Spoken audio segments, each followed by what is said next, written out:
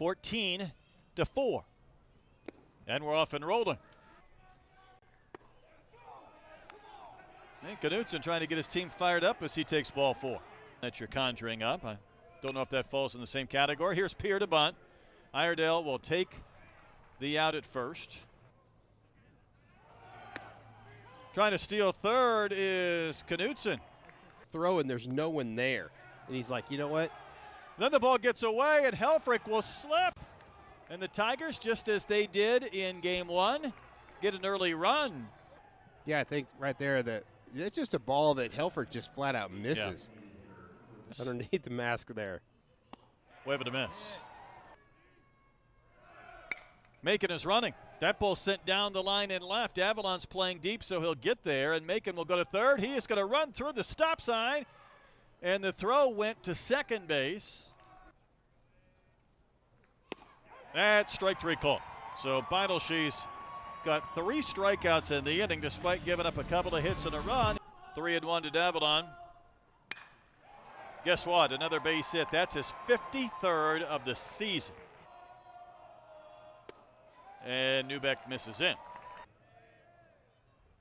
And that is going to be a swing and a strikeout. Iredale will K.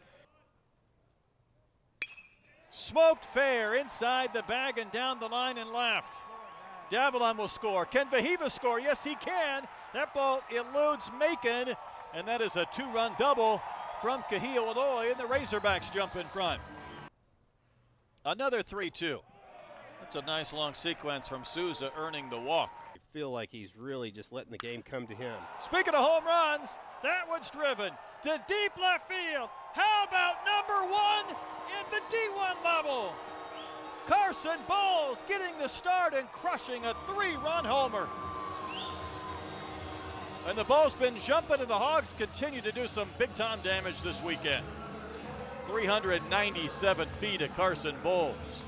My goodness, that must feel good for someone who spent so much time at the D2 level. Well, he said he's made a lot of his opportunities.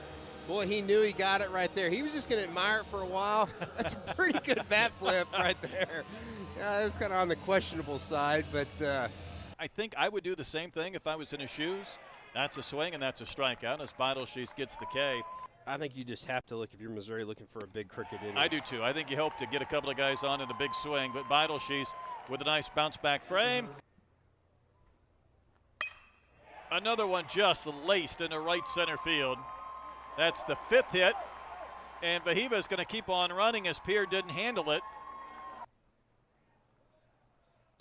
Kojal strokes one to right. This ball's got a chance to land up on top of the building. It's gone again. All Cam Kojal has done so far in this series is knock in 9 runs. And the Hogs keep swinging for the fences and beyond at Baumwalker. He didn't have quite the carry on that one. I don't think he got all of it, and he still got it enough to get out. Well, I think what happened was his Kojal was out in front of that baseball just a little bit, caught it on the barrel. Coming off a start at Vandy where he allowed 3 runs in 5 innings. This one's laced to the gap in left center field. Going to be down for a base hit. Davalon's going to cut it off. Knutson's going to try for 2. He doesn't want to make it out at second base, but he will slide in with the double. Makeup is all about. Do you want to be out there? I know that sounds weird to say. There's a ground ball past Kojal. Pierre with a base hit. Here comes Knutson around third. The throw is offline from Bowles. And that's another run scored for Knutson. He scored 2 of the 4 for the Tigers in game 1. He scored both of their runs in game 2. They're going to put me to the test now. Yep. I can't remember his stance. Wave it a miss. Maybe he'll bat at some point today. Benson will go down on strikes. I would agree. You know, we've been kind of having that conversation. There he goes. And the pitch came so far in, it hits Seals. Wave it a miss. So it is a strikeout, and the inning does end. And the payoff misses for ball 4. Tennessee getting swept in a doubleheader yesterday by that ball's drilled to left. It's tagged. It's hit well, and it's off the base of the fence. Bowles is going to have to stop at third. That one had some topspin on it, ringing double. That one's lifted to playable center. Peer is underneath it. He's looking for a throw to third. The catch is made. Bulls will score. Helfrich in at third base. That throw, bottom of the third inning. And that is another walk. Green on a 3-2 to Aloy. Spiked another one. They'd like to see Kojal send one up in their vicinity. Speaking of which, driven in the air, deep right field. How about another grand slam? 4 score again. 6 grand slams on the season. And a pair today. And Cam Kojal has driven in 13 runs this weekend.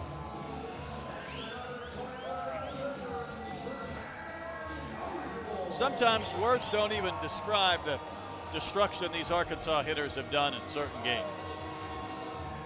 Yeah, just a hanging breaking ball.